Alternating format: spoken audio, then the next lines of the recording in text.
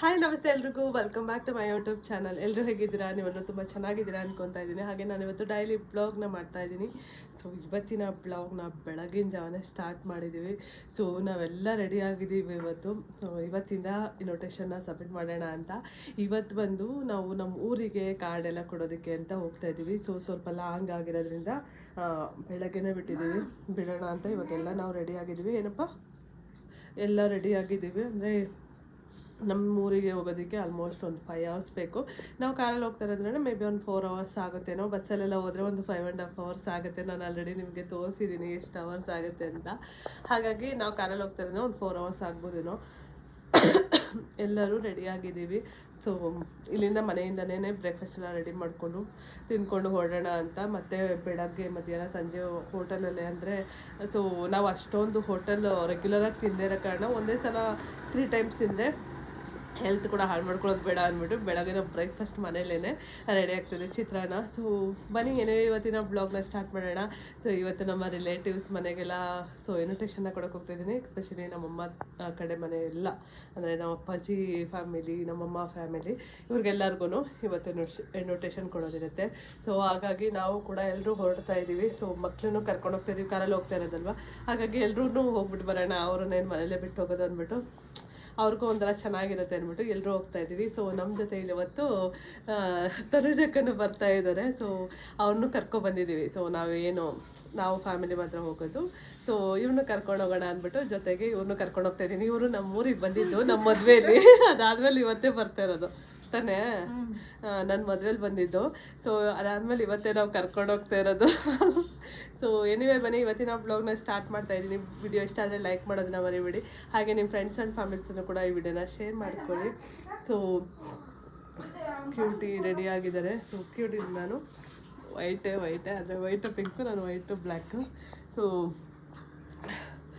ಆನೆ ಬಂದುಬಿಟ್ಟು ಇವಾಗ ರೆಡಿ ಆಗಿಬಿಟ್ಟು ಅವರು ಪೆಟ್ರೋಲ್ ಹಾಕಿಸ್ಕೊಬರೋಕ್ಕೆ ಅಂತ ಬಂಕಿಗೆ ಹೋಗಿದ್ದಾರೆ. ಅವ್ರು ಬಂದಮೇಲೆ ಹೊರಡೋದಿಲ್ಲಿಂದ. ಸೊ ಇವತ್ತು ಅಡುಗೆ ಕೆಲಸನ ತನುಜಕ್ಕ ಮತ್ತು ಕ್ಯೂಟಿ ವಹಿಸ್ಕೊಂಡಿದ್ದಾರೆ. ಆಟೋಮೆಟಿಕ್ ಆಗಿ ಅವರೇ ವಹಿಸ್ಕೊಂಡ್ಬಿಟ್ಟವ್ರೆ, ನಾನು ಮಾಡಿಲ್ಲ ಅಂದ್ಬಿಟ್ಟು. ಡೈಲಿ ನಿಮ್ಮ ಮನೇಲಿ ನೀವೇ ತಾನೇ ಮಾಡ್ತೀರಾ. ಆದರೂ ನೋಡಿ ಇವಾಗ ಬಿಟ್ಬಿಟ್ಟಿದ್ದೀನಿ ಮಾಡೋದಕ್ಕೆ.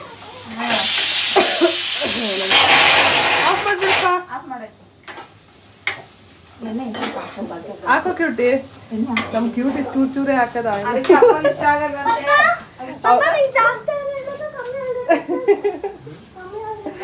ಇವರೆಲ್ಲ ಬರೀ ಅಪ್ಪನ ಒಪ್ಸವ್ರನ್ನೇ.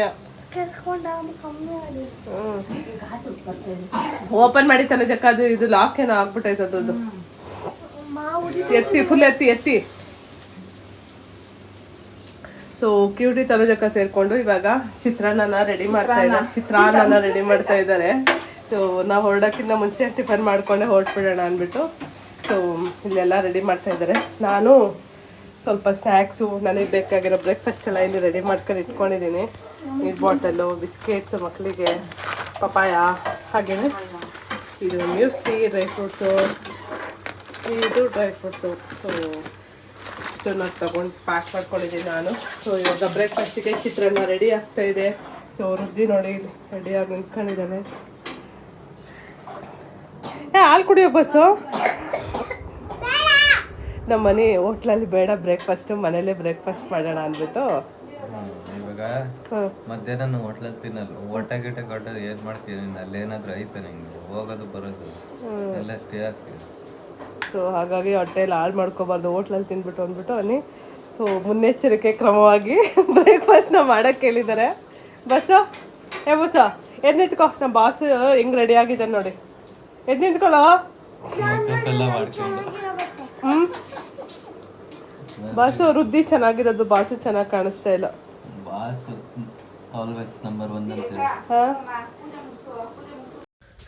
ಎಷ್ಟೇ ಬೇಗ ಮನೆ ಬಿಡಬೇಕು ಅಂದ್ಕೊಂಡ್ರೂ ಮಕ್ಕಳಿರೋ ಮನೇಲಿ ಸೊ ಅದು ಸಾಧನೆ ಆಗಲ್ಲ. ಎಸ್ಪೆಷಲಿ ನನಗಂತೂ ಹಾಗೆ ಅನಿಸುತ್ತೆ. ಪ್ರತಿ ಸಲ ರೆಡಿಯಾಗಿ ಹೋಗ್ಬೇಕಾದ್ರೂ ಹೇಳಿದ ಟೈಮಿಗೆ ಆಗೋದೇ ಇಲ್ಲ, ಸ್ವಲ್ಪ ಲೇಟೇ ಆಗುತ್ತೆ. ಇವತ್ತು ಆ್ಯಕ್ಚುಲಿ ನಾವು ಫುಲ್ಲು 4 o'clock ಮನೆ ಬಿಡಬೇಕು ಅಂತ ಡಿಸೈಡ್ ಆಗಿದ್ವು 2 days ಬ್ಯಾಕೇನೆ. ಸೊ ಅಂದರೆ 4 o'clock ಬಿಟ್ಟರೆ ನಾವು ಒಂದು ಟೈಮಿಗೆ ರೀಚ್ ಆಗ್ತೀವಿ ಹಾಸನ್ಗೆ. ಸೊ ಹಾಗಾಗಿ ಹೋಗೋಣ ಅಂದ್ಕೊಂಡು, ಬಟ್ ಆಗಲೇ ಇಲ್ಲ. ನಾವು ಮಾರ್ನಿಂಗ್ 6 o'clock ಹಾಗೆ ಮನೆ ಬಿಟ್ವು. ಸೊ ನಮಗೆ ಏನಂದರೆ ಈ ನೆಲಮಂಗಲ ದಾಟಿ ಹಾಸನ ಹೈವೇಗೆ ಹೋಗಿದ ತಕ್ಷಣ ಫುಲ್ಲು ನನಗೆ ಒಂಥರ ಫುಲ್ಲು ಟ್ರಾಫಿಕ್ ಫ್ರೀ ಇರುತ್ತೆ. ಮತ್ತು ನಮ್ಮ ಮಕ್ಕಳೆಲ್ಲ ಕೂಲ್ಗೆ ನಿದ್ದೆನೇ ಮಾಡಿಬಿಡ್ತಾರೆ. ಅವತ್ತು ಸ್ವಲ್ಪ ವೆದರು ಕೂಡ ಫುಲ್ಲು ಚಿಲ್ಲಾಗಿತ್ತು, ಮಳೆ ಬರೋ ಮೋಡದ ಥರ, ಬಿಸಿಲೇ ಬಂದಿಲ್ಲ ಅವತ್ತೆಲ್ಲ. ಸೊ ಇನ್ನು ನನ್ನ ಮಗ ರೋಡಿಗೆ ಬಂದರೆ ಅಪ್ಪಪ್ಪ ನಾನು ಕಾರ್ ಓಡಿಸ್ತೀನಿ ಅಂತ ಹೋಗ್ಬಿಟ್ಟು, ಸೊ ಸ್ಟೇರಿಂಗ್ ಹತ್ರ ಅವರಪ್ಪ ಕೂರಿಸ್ಕೊಂಡಿರ್ತಾರೆ, ಸ್ವಲ್ಪ ದೂರ ಅಷ್ಟೇ. ಅವನಿಗೆ ಸ್ವಲ್ಪ ಅಂದರೆ ಇವರಿಬ್ಬರು ನಿದ್ದೆ ಮಾಡಿಬಿಡ್ತಾರೆ, ಬಾಸುಗೆ ನಿದ್ದೆ ಬರಲ್ಲ. ಸೊ ಹಾಗಾಗಿ ಅವನು ಅವರಪ್ಪನ ಜೊತೆ ಸ್ವಲ್ಪ ಹೊತ್ತು ಹಾಗೆ ಇದು ಮಾಡ್ಕೊಂಡಿದ್ದ. ಇನ್ನು ನಾವು ಕೂಡ ಫಸ್ಟು ಹಾಸನಕ್ಕೆ ಹೋಗ್ಬಿಟ್ಟು ಆಮೇಲೆ ಊರಿಗೆ ಹೋಗೋಣ ಅಂದ್ಕೊಂಡ್ವು. ಏಕೆಂದರೆ ಮತ್ತೆ ನಾವು ಊರಿಗೆ ಹೋಗ್ಬಿಟ್ಟು ಹಾಸನಿಗೆ ರಿಪೀಟ್ ಬರೋದಕ್ಕಾಗಲ್ಲ, ತುಂಬ ಲಾಂಗ್ ಆಗಿಬಿಡುತ್ತೆ. ಸೊ ಫಸ್ಟ್ ಹಾಸನಿಂದ ಕೊಟ್ಕೊಂಡು ಹೋಗೋಣ ಅಂದ್ಬಿಟ್ಟು ಸೊ ಹೊರಟಿದ್ದೀವಿ ಇವಾಗ ಮನೆಯಿಂದ ನಾವು. ಈಗ ಎದ್ಬಿಟ್ಟು ಒಳ್ಳೆ ನಿದ್ದೆ. ಮಳೆ ಕಳಿಸ್ಬಿಡ್ತಾಗಿದ್ದೀವಿ ನೋಡು, ಅವಾಗಲೇ ಬಂದ್ಬಿಟ್ರೆ ಅವಾಗಲೇ.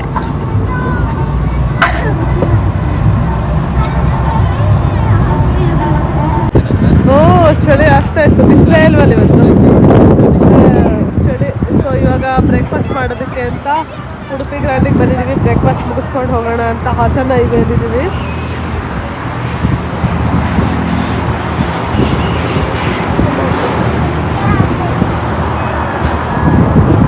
ಯಾಕಪ್ಪ ಅನ್ನ ಸಾಂಬಾರ?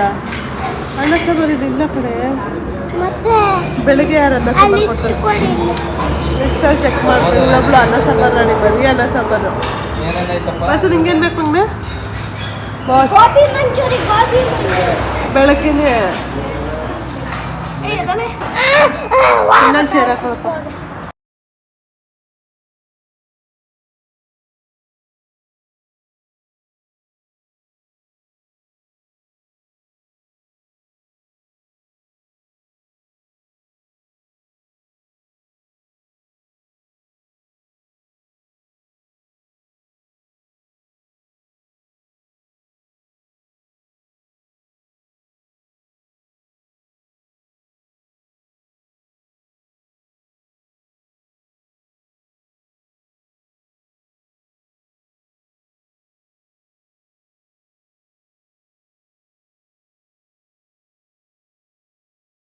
ಇಳಿಯೋ ಸುಬ್ಬ ಪಲ್ಯ ತಗೋಣ.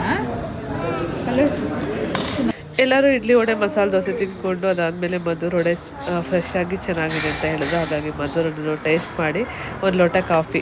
ನನಗೆ ಟ್ರಾವೆಲ್ ಏನಾದರೂ ಮಾಡ್ತಾಯಿದ್ದೀವಿ ಅಂದಾಗ ಕಾಫಿ ಇರಬೇಕು. ಸೊ ಕಾಫಿ ಅಂದರೆ ಸಖತ್ ಇಷ್ಟ, ಹಾಗಾಗಿ ಕಾಫಿ ಕೂಡ ತೊಗೊಂಡ್ವು.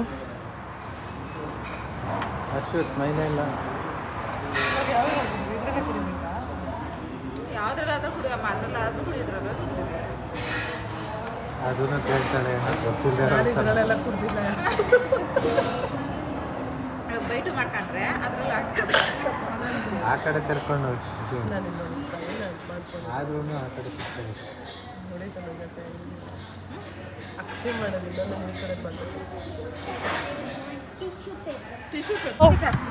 ಸೊ ಇವಾಗ ಟಿಫನ್ ಎಲ್ಲ ಆಯಿತು, ಮತ್ತು ಇವಾಗ ಹೊರಡ್ತಾ ಇದ್ದೀವಿ ಇಲ್ಲಿಂದ. ಟಿಫನ್ ಎಲ್ಲ ತುಂಬ ಚೆನ್ನಾಗಿತ್ತು. ನಾವು ಮಧುರ್ ವಡೆ ಎಲ್ಲ ಟೇಸ್ಟ್ ಮಾಡಿದ್ವಿ, ಚೆನ್ನಾಗಿತ್ತು ಬಿಸಿ ಬಿಸಿಯಾಗಿ. ಬಾ ಬಸ್ಸು, ನಮ್ಮ ಬಾಸು ಡ್ರೈವ್ ಮಾಡ್ಬೇಕಂತೆ, ಎದ್ದು ಬರ್ತಾನೆ ಇಲ್ಲ ಡ್ರೈವಿಂಗ್ ಸೀಟಿಂದ. ಬಾ ಮಗನೇ ಡ್ರೈವ್ ಮಾಡ್ಬೇಕಂತೆ. ಅವಾಗಲೇ ಡ್ರೈವ್ ಮಾಡ್ತೀನಿ ಅಂತ ಹೋಗ್ಬಿಟ್ಟು ಸ್ವಲ್ಪ ಹೊತ್ತಿಗೆ ನಿದ್ದೆ ಮಾಡ್ದ. ಇವಾಗ ಮತ್ತೆ ಸ್ಟಾರ್ಟ್ ಮಾಡಿದ್ದಾನೆ. ಪಪ್ಪ ಬರಲಿ ಬಾ, ಟೈಮ್ ಆಗುತ್ತೆ.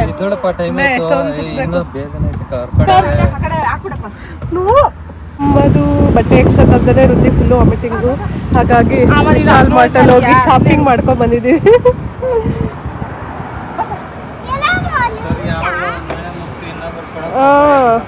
ಏನು ಏನು ಮಾಡೋಕ್ಕಾಗುತ್ತೆ ಮಕ್ಕಳು. ಅದಕ್ಕೆ ಹೇಳೋದು, ಮಕ್ಕಳಿಗೆ ಇದಕ್ಕೆಲ್ಲ ಬಂದಾಗ ಮಕ್ಕಳು